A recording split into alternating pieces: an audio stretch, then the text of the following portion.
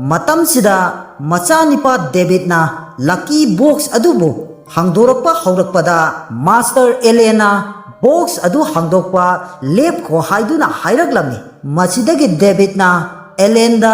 Boss हाइना कौरदुना करी तौबो यावरगे हाइना हंगलुबदा master Elena Tumin लयु हाइरदुना मपानदा Munna येंगदुना लैखिरमि। असुमना महागना मपानदा येंगदुना लैरिङै मतमदा लिंदा अदु यामना फिबम सोगना महाकी दुकानदा चेंसिलगलमि। मतौ अदु उबदा मफम अदुदा लैरमलिबा मियोइसिंग अदुसु कैदौरबनो हाइदुना ngakna yengduna lairame। मसिदगी लिंदाना मास्टरदा यामना लुबा वा अमा हाइदबा याद्रे हाइदुना संगलकलिबनी हाइरकलमे। मास्टरनसु करी वानो हायु हाइदुनसु हंखिरमी। असोमदना रॉकी की मपा हमिस अदु एलेन की मनाक्ता लागनबगी दमक्ता महाकी बॉडीगार्ड सिंगा थोरकलमी। मतमसिदा महाकना असिगुम्बा मतम असिदनी पावरफुल टेलर फैमिली सिंबु तुमना हाटखिबदु ngasiदी आइखोइना ओइना एलेनबु लोइसिनगदबनी हाइरदुना महाकी बॉडीगार्ड सिंदा हाइखिरमी। मसिदगी हमिसु गाड़ी तोंखतुना एलेन की मनाक्ता मखोइगी बॉडीगार्ड सिंगा लाकमिनरमी। मतमसिदा महाकना गाड़ी तोंगना तोंगना मंगोंदा थोखिबा थौदोक अमा अमुक निंगसिंगलमी। महाकी थोखरबा थौदोक असिदा हमिसना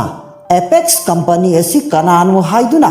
खंदुना लैरिङै मतमदा महाकी गार्ड अदुना चेंसिलक्तुना एपेक्स कंपनी की चेयरमैन अदु खंगले हाइदुना हाइरकलमी। मसिदगी हमिसना मियोय अदु कनानो यामना थुना हायु हाइदुना हंगलकपदा गार्ड अदुना हौजे हौजे रॉकी की सेक्रेटरी ओइरिबा जेसी कौबा नुपी अदु ओइगदौरिबनी। एपेक्स कंपनी की मपुंग ओइना चेयरमैन ओइरिबसी असुमना हाइरकपदा हमिस अदु वादु ताबदा मतौ करमना हाइरदुना शोक चखिरमी। मसिदगी अमु गार्ड असिना हाइरकलमी आइखोइना ताजबदा जेसीना लकी बॉक्स योलिबा एलेन की दुकान चंगदुना महाकना लकी बॉक्स अमा लैदुना लकी बॉक्स अदुदगी 100 crore फंगिबदगी मसिना मरम ओइरगा आइखोइबु मुतननबा एपेक्स कंपनी लिंखतखिबनी हाइना ताजे हाइरकपदा हमिस अदु वाखन खल्लदुनी मसी पुमना मक्सिदी एलेन मरम ओइरगा आइखोइदा टारगेट तहोलगलिबनी। अदुगा लिंदासु सोइदनमक्की एलेनदगी अल्टीमेट डिवाइन पावर अदु फंगदुना महाकनसु आई इचानुपादा टारगेट तौरगलिबनी हाइना खल्लदुना यामना साउना माना फमलिबा सीट अदुदा मखुतना थाजिंदुना नंगना सिल्लिबा प्लान अदु माय पाखल्लोय हाइरदुना ngasiगी अहिंग असिना नंगी अरोइबा नुमित ओइहनगनी हाइना हाइरदुना यामना साउना गाड़ी अदु तोंगदुना महाकी बॉडीगार्ड सिंगा एलेन की मनाक्ता लाकलम्मी। असोमदना लिंदाना एलेनदा बॉस हाइना कौरदुना हंदक्ति खरा चेक्सिनबियु रॉकी की फैमिलीना सोइदना करीगुम्बा खरा तौरकदबा माली हाइरुबदा मास्टर एलेना नंगना हाइनिंगलिबसी रॉकी की फैमिलीना पावरफुल ओइबा मियोय अमा नेक्तुना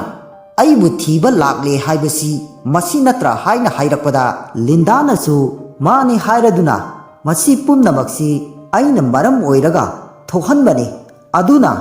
मखोइना तौनिंगबा तौरकलबसु आइना ngamnaba mayoknagani हाइरकपदा मास्टर एलेना महाकना सिजिनरिबा पावर अदु करम्बा पावरनो हाइना हंगलकपदा लिंदाना महाकना सिजिनरिबा पावर अदु सब साबदी खंगदे अदुबु आइगी पावर दगिदी महाकना यामना थीने हेली करमना हाइगदबनो हाइरकपदा मतमसिदा डेविडना आइखोइना फिल्म दा येंगबा अदुगुमना तौब्रा हाइना हाइरकपदा लिंदानसु मानी हाइरदुना मियोय अदुना आइंगोंदा थांगना यानथरकपा मतमदा ब्रजगा लोइनना यानथरकी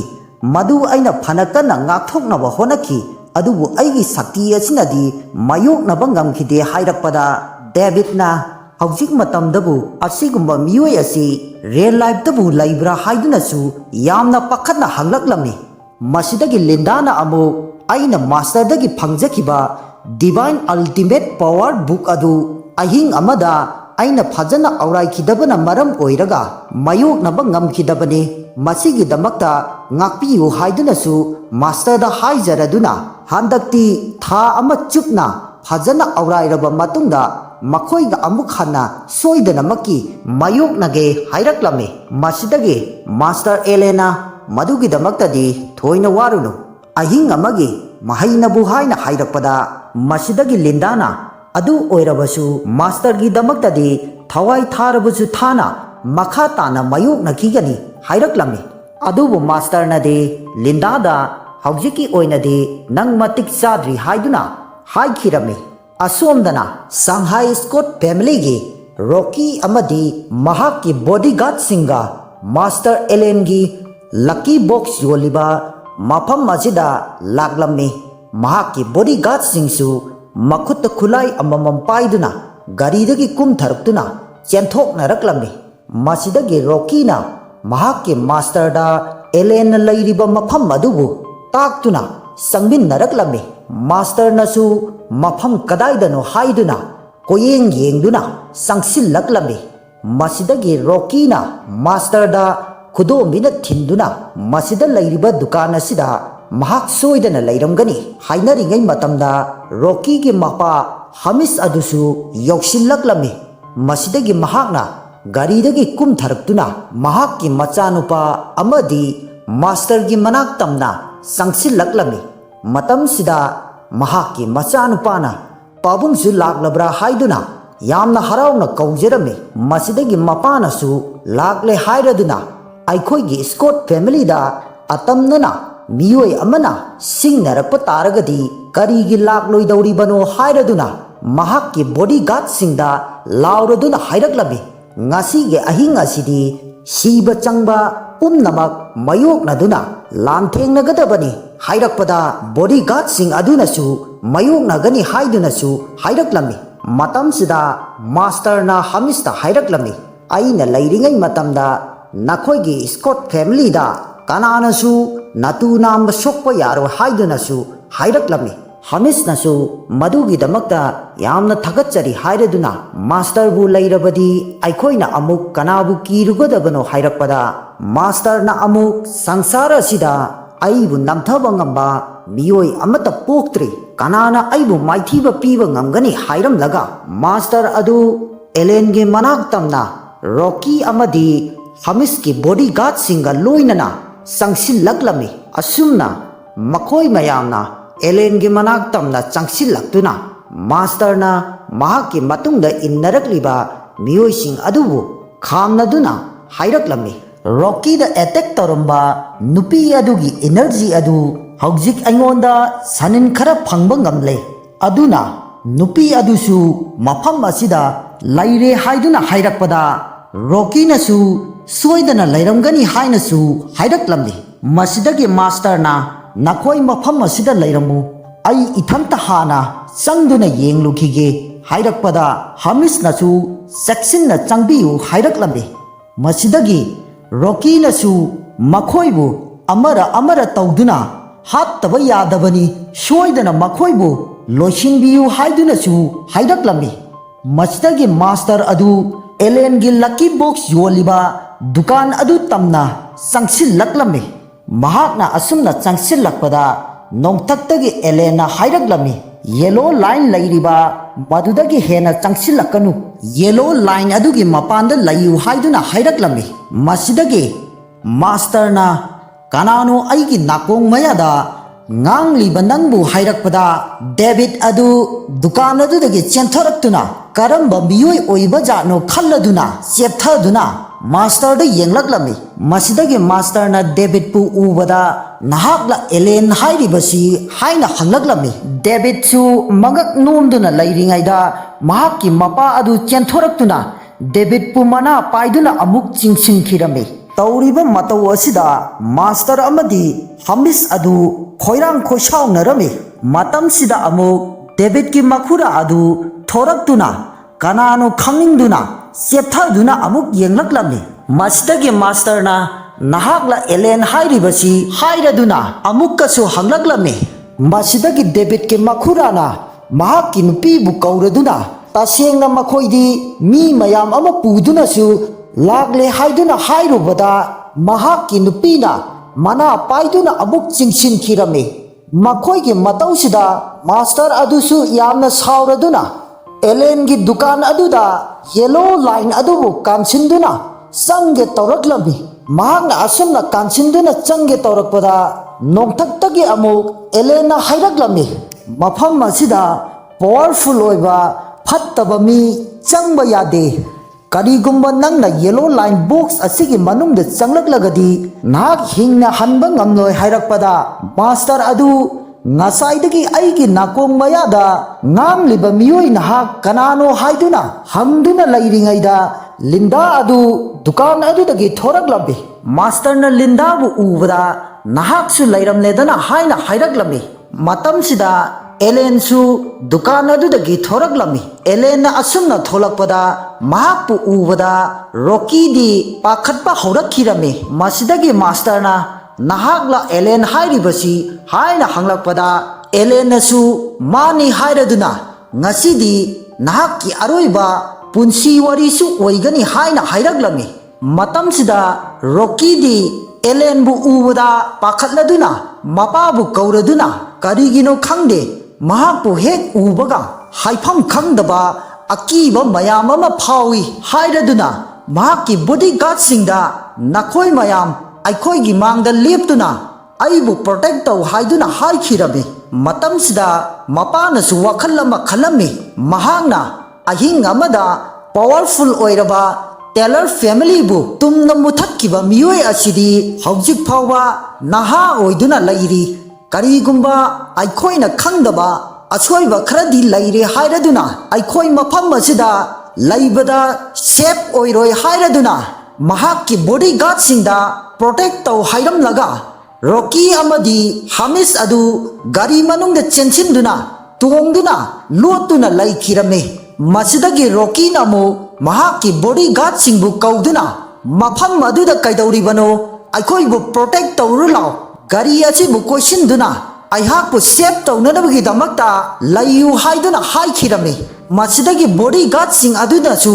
ꯀꯣꯏꯁꯤꯟꯗꯨꯅ ꯂꯩꯔꯤꯉꯩ ꯃꯇꯝꯗ ꯍꯥꯃꯤꯁꯅ ꯍꯥꯏꯔꯛꯂꯝꯃꯤ, ꯀꯔꯤꯒꯨꯝꯕ ꯐꯠꯇ ꯅꯨꯡꯗ ꯊꯣꯛꯂꯕꯗꯤ ꯒꯥꯔꯤ ꯑꯁꯤ ꯊꯧꯗꯨꯅ ꯃꯐꯝ ꯑꯁꯤ ꯊꯥꯗꯣꯛꯇꯨꯅ ꯆꯦꯟꯒꯗꯕꯅꯤ ꯍꯥꯏꯈꯤꯔꯝꯃꯤ꯫ ꯃꯁꯤꯗꯒꯤ ꯃꯥꯁꯇꯔꯅ ꯃꯈꯣꯏꯅ ꯇꯧꯔꯤꯕ ꯃꯇꯧ ꯑꯗꯨꯗ ꯑꯁꯨꯛ ꯌꯥꯝꯅ ꯃꯤꯀꯤꯊꯤ ꯑꯣꯏꯔꯤꯕꯁꯤ ꯀꯔꯤꯒꯤꯅꯣ ꯍꯥꯏꯗꯨꯅꯁꯨ ꯍꯥꯏꯈꯤꯔꯝꯃꯤ꯫ ꯃꯁꯤꯗꯒꯤ ꯃꯥꯁꯇꯔꯅ ꯑꯦꯂꯦꯟꯗ ꯍꯥꯏꯔꯛꯂꯝꯃꯤ, ꯉꯁꯤꯒꯤ ꯑꯍꯤꯡ ꯑꯁꯤꯗꯤ ꯅꯪꯒꯤ ꯑꯔꯣꯏꯕ ꯅꯨꯃꯤꯠ ꯑꯣꯏꯒꯅꯤ ꯍꯥꯏꯔꯛꯄꯗ ꯑꯦꯂꯦꯟꯅ ꯃꯍꯥꯛꯀꯤ ꯈꯨꯗꯥꯡ ꯘꯔꯤ ꯑꯗꯨꯗ ꯌꯦꯡꯂꯗꯨꯅ ꯃꯥꯁꯇꯔꯗ ꯍꯥꯏꯔꯛꯂꯝꯃꯤ, ꯍꯧꯖꯤꯛ ꯅꯪꯒꯤ ꯑꯣꯏꯅ ꯃꯤꯅꯤꯠ ꯑꯃꯒꯤ ꯃꯇꯝ ꯂꯩꯔꯤ꯫ ꯀꯔꯤꯒꯨꯝꯕ ꯃꯤꯅꯤꯠ ꯑꯃꯁꯤ ꯍꯦꯟꯈꯤꯕ ꯇꯥꯔꯒꯗꯤ ꯅꯪꯒꯤ ꯂꯤꯂꯥ ꯑꯗꯨ ꯂꯣꯏꯁꯤꯜꯂꯒꯅꯤ꯫ ꯑꯗꯨꯅ ꯅꯪꯅ ꯍꯥꯏꯅꯤꯡꯕ ꯍꯪꯅꯤꯡꯕ ꯂꯩꯔꯕꯗꯤ ꯍꯪꯕ ꯌꯥꯒꯅꯤ ꯍꯥꯏꯔꯛꯄꯗ ꯃꯥꯁꯇꯔꯅ ꯑꯃꯨꯛ ꯅꯪꯅ ꯑꯗꯨꯛ ꯄꯣꯡꯖꯕ ꯁꯥꯔꯤꯕꯗꯨ ꯉꯁꯤꯗꯤ ꯑꯩꯒꯤ ꯈꯨꯠꯇ ꯂꯣꯏꯕ ꯇꯥꯔꯦ ꯍꯥꯏꯅ ꯍꯥꯏꯔꯛꯂꯝꯃꯤ꯫ ꯃꯁꯤꯗꯒꯤ ꯑꯦꯂꯦꯟꯅ ꯑꯃꯨꯛ ꯇꯁꯦꯡꯅ ꯅꯪꯕꯨ ꯉꯝꯒꯗ꯭ꯔꯥ ꯍꯥꯏꯔꯗꯨꯅ ꯉꯁꯤ ꯐꯥꯎꯕ ꯆꯍꯤ 10 ꯍꯤꯡꯗꯨꯅ ꯂꯥꯛꯂꯤ, ꯀꯅꯥꯅꯁꯨ ꯀꯔꯤꯁꯨ ꯇꯧꯕ ꯉꯝꯗ꯭ꯔꯤ ꯍꯥꯏꯔꯛꯄꯗ ꯃꯥꯁꯇꯔꯅ ꯃꯍꯥꯛꯀꯤ ꯊꯥꯡ ꯑꯗꯨ ꯁꯠꯇꯣꯛꯇꯨꯅ ꯅꯪꯉꯣꯟꯗ ꯄꯥꯋꯔ ꯈꯔꯗꯤ ꯌꯥꯎꯔꯤ ꯍꯥꯏꯕ ꯑꯩꯁꯨ ꯈꯪꯂꯦ, ꯃꯗꯨꯅ ꯍꯦꯟꯅ ꯂꯝꯕꯥ ꯇꯧꯅꯕꯗ ꯑꯩꯉꯣꯟꯗꯗꯤ ꯌꯥꯝꯅ ꯅꯨꯡꯉꯥꯏꯖꯕꯤ ꯊꯣꯛꯂꯅꯤ ꯍꯥꯏꯔꯗꯨꯅ ꯅꯪꯕꯨ ꯍꯥꯠꯅꯅꯕꯒꯤꯗꯃꯛꯇ ꯁ꯭ꯀꯣꯠ ꯐꯦꯃꯤꯂꯤꯅ ꯁꯦꯜ ꯄꯤꯔꯛꯇꯨꯅ ꯍꯥꯏꯅꯈꯤꯕꯒꯤ ꯃꯇꯨꯡ ꯏꯟꯅ ꯉꯁꯤꯗꯤ ꯅꯍꯥꯛꯄꯨ ꯑꯩꯅ ꯁꯣꯏꯗꯅ ꯂꯣꯏꯁꯤꯟꯒꯅꯤ, ꯑꯗꯨꯒ ꯍꯥꯏꯅꯈꯤꯕ ꯋꯥ ꯉꯁꯤ ꯐꯥꯎꯕ ꯀꯥꯏꯅꯁꯨ ꯆꯠꯇ꯭ꯔꯤ꯫ ꯀꯔꯤꯒꯨꯝꯕ ꯅꯍꯥꯛꯅ ꯁꯣꯏꯈ꯭ꯔꯦ ꯂꯥꯟꯈ꯭ꯔꯦ ꯍꯥꯏꯗꯨꯅ ꯑꯩꯉꯣꯟꯗ ꯈꯨꯔꯨꯝꯗꯨꯅ ꯆꯪꯖꯔꯛꯄ ꯇꯥꯔꯒꯗꯤ ꯅꯪꯒꯤ ꯊꯋꯥꯏꯕꯨꯗꯤ ꯑꯩꯅ ꯀꯟꯕꯤꯒꯅꯤ꯫ ꯑꯩꯅ ꯍꯥꯏꯔꯤꯕꯁꯤ ꯅꯪ ꯒ꯭ꯌꯥꯟ ꯇꯥꯔꯕ꯭ꯔꯥ ꯍꯥꯏꯔꯗꯨꯅ ꯍꯧꯖꯤꯛꯃꯛ ꯈꯨꯔꯝꯗꯨꯅ ꯍꯥꯏꯖꯍꯧ, ꯑꯗꯨ ꯑꯣꯏꯕ ꯇꯥꯔꯗꯤ ꯅꯍꯥꯛꯀꯤ ꯊꯋꯥꯏ ꯐꯥꯎꯕꯗꯤ ꯍꯤꯡꯕ ꯉꯝꯒꯅꯤ ꯍꯥꯏꯔꯛꯂꯝꯃꯤ꯫ ꯃꯁꯤꯗꯒꯤ ꯂꯤꯟꯗꯥꯅ ꯃꯥꯁꯇꯔꯅ ꯉꯥꯡꯂꯤꯕꯁꯤꯡ ꯑꯗꯨ तानिंद्रदुना हनुबा नंगना nganglibasing adu ngamsu ngamloidabada wajao nganglidu karibu tawba ngamgadawribano hairakpada master adu sauraduna mahakki thang aduna elenda attack tawraklame mahakna asumna elenda attack tawrakpa matamda elenda di mahakki thanggi sakti adu karisu kanaramde sangba ngamlamde madu ubada rocky amadi hamis adu yamna pakhatuna leirame masidagi amuk elena master da nangi matam masi second tara khakta ngaire haiduna hairaklamne masidagi amuk master na araibi sakti puthoktuna phulai thaba matam dasu karisu kanaramde masidagi master adu matha saraduna masi bukaram nano yamna thajade hairaduna mahakki thang aduna elenda hanjin yalamni adubu mahakna kayarak yalabasu elenda di karisu soklamde masidagi master adu elenda attack tawbada waraduna master na elenda hairaklamni nahak taibang mi mande nahak kanano haina hanglakpada elena master da thakiba lemhawa minute masing adu count tawba hauraklamne asumna count tawba loirakpada एलेनगे असिंगबा सक्तम अदु master ना उबा ngamkhiramni masidagi elena master gi manakta changsilakuna sangsar asidagi thadoktuna satnanaba sem saro haiduna haikhiramni asomdana tawriba matau asi rocky mapa machana ubadagi kiba hemankhiduna mahakki driver da mafam aji thadoktuna gari adu thauro haiduna haikhiramni adubo asomdadi master adu elen gi mafamda khu kulladuna puramduna aibu amukta hati ganu hairaduna kaptuna haijaraduna nangna haiba khudingmak ai loina tawge aigi thawaisidadi amukta kanbiyu haiduna hairami adubo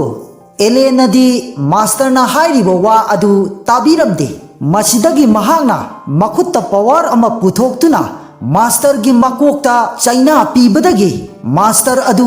makhut hanba ngamdana khudakta thawai thakhirami asumna tawriba matau asi mafam maduda leiriba miyoising aduna ubada kibadagi lucky box leiba lagliba miyoising adu dukan aduda changsinduna lotuna leikhirami masidagi elena rocky gi mapa macha gi manakta changsilakpadu ubada rocky na pakhatladuna mahakki security singda miyoi asi aigi nakta changhallakanu protection taw hairubada bodyguard sing adu kibadagi mafam adu thadoktuna kai duna chenkhirami adubu elendi rocky gi mapa macha gi manakta changsilakpa leplamde madu ubada rocky gi mapa machana driver da gari adu khara thuna thauro haiduna haikhirami adubu gari adusu phana kanna start tawdunasu thau yakhiramde masidagi rocky mapa macha adu kari tawgadabano khanduna leiringai elendi makoi gi mana achum naksilaklammi masidagi rocky adu tawphang khangdabadagi gari adudagi kum tharaktuna mafam adu thadoktuna sienba haurakhirammi masidagi mapasu machani pabu ngaikho haina kauraduna gari adudagi chenthoraglammi adubu machanupadi mapagi karisu khandana mapabu langthoklamlaga mafam adu thadoktuna chenkhirami adubu mapadi mapangan sonbana sienba ngamdabadagi mafam aduda tusinduna laihaukhirami mahakna asumna sienba ngamdabadagi machanupabu kauraduna aibusu amukta kanbiyu hairaduna mafam aduda lauduna kaptuna laihaukhirami elendi mahakki manak tapna changsilaklami madu ubada hamis adu elenda aibu amukta thadokpiyu haiduna yamna kanna kaptuna haijakhi adubu elenadi mahakki wa adu tabibagi mahuta mathawai lanbikhirami asumna elena hamispu loisinlamlaba matungda rocky busu loisinanabagi damakta rocky gi khungul liraklami asomdana rocky adu hingnanabagi damakta mahakna asum chelakpada car parking amada thunglakhirami mafam asida mahakna chelaktuna mafam chaba jaga ama yengduna elena thirakpada khangdanaba haiduna gari amagi marumda lotuna leiramni mahakna asumna यामना वाना लोटुना लैरिङैदा एलेनसु मफम असिदा यौसिलखिरमी मसिदगी रॉकीना मियोय अमना चटपगी खोंजेल अमा तारकपदगी महाकना गारीदगी चेप्थदुना येंगलुबा मतमदा Allen ओइरमबदुदा महाक अमुक्के हेना पाखतखिरमी मतमसिदा महाक करी तौसिगे खनबदा मथा यामना सारमी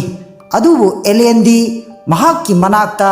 तपना तपना चुम यौसिलक्लमी मसिदगी एलेनसु Rocky असी मफम असिदा लैरे हाइबसी खंगलदुना तुमिन्ना लेप्तुना रॉकीना लुमदुना लैरिबा car अदुदा येंगलक्लमी मसिदगी Rocky अदु Allen चटपगी खोंजेल अदु तारक्तबदुदा महांगना चेप्थदुना Allen अदु लैब्रा हाइदुना येंगलुबा मतमदा एलेनदी अमुक लैरमखिदे मदु उबदा महाक यामना हराउखिरमी अइबु थीबा खंगदबदगी सत्ख्रबा माले हाइदुना यामना हराउना नोक्तुना ज्ञान ताना फमदुना ममाय अदु लैथोरकपदा महाकी ममांगदा एलेन अदु लेप्तुना लैरंबदुदा रॉकी अदु खंगखिरमी मसिदगी रॉकीना एलेन गे असेंग सक्तम अदु उबदुदा कीबा हेमनख्रदुना बुट बुट हाइना लाउरदुना नंदी सैतानी हाइरदुना कप्तुना लाउदुना लैरमी मसिदगी एलेना रॉकीदा आई भूत नत्ते हाइरदुना संसार असिबु Koyna चत्तुना शेनरिबा नखोइगी ईश्वरदुनी हाइना हाइरमनगा ngasi nangsu narangi matungina संसार असिबु थादोक्तुना चल्लोको हाइरदुना रॉकी गी थवाई बुसु एलेना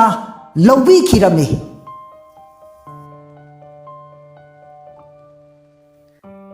मखा ताबदे मथंगी एपिसोड अमुक मियेंग तामिनसी ngasi boinadi matang asida loisinjage loina